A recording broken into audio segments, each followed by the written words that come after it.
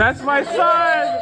So it's my birthday, so I brought all my coworkers to watch me do comedy for the third time. So we'll see how this goes. I grew up in Canada, which means I got to see a lot of interesting differences between my family and the white families who lived across the street.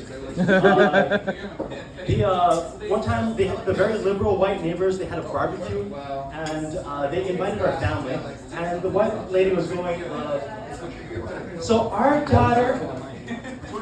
Sorry.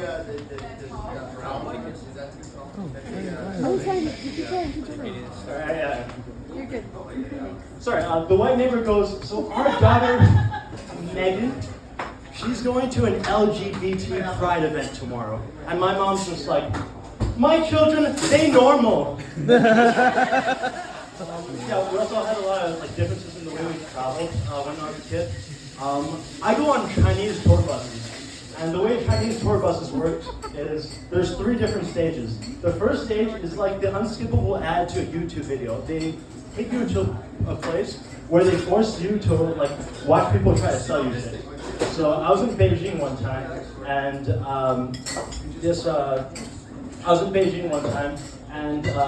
I went to this pillow factory, and this guy was selling the shit out of his pillows. All right, the name of the company was called Let Your Sleeps Feel with the S. And the guy, he's selling the shit out of this pillow. He takes out this contraption that looks like a guillotine, and he brings it out. Except instead of a blade, there's 50-pound weights.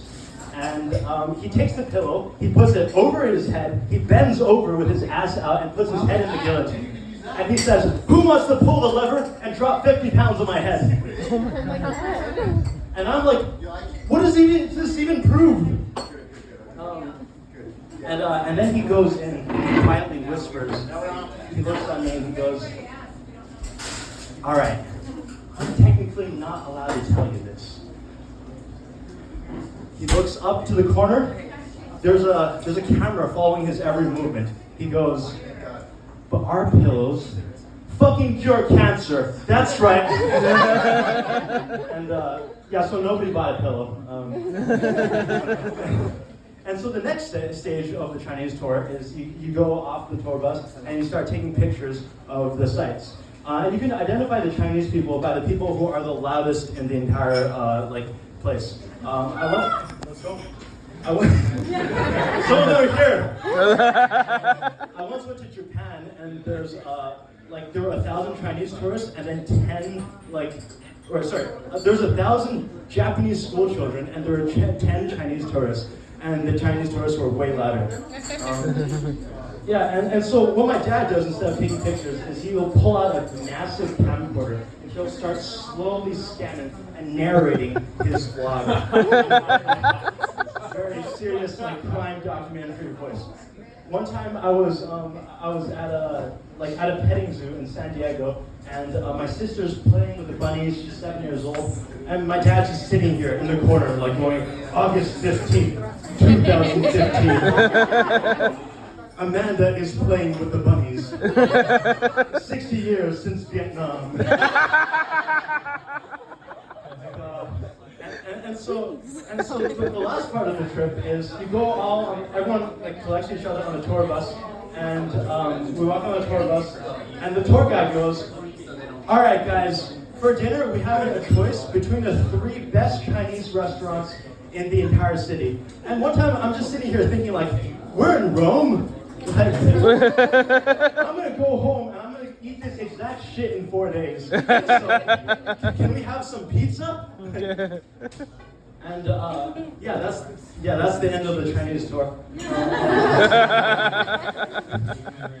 So I had a lot of interesting experiences as well as a kid. I used to lifeguard. I saw a lot of interesting people come into the pool.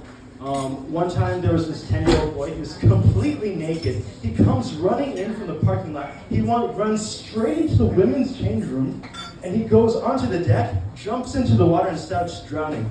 And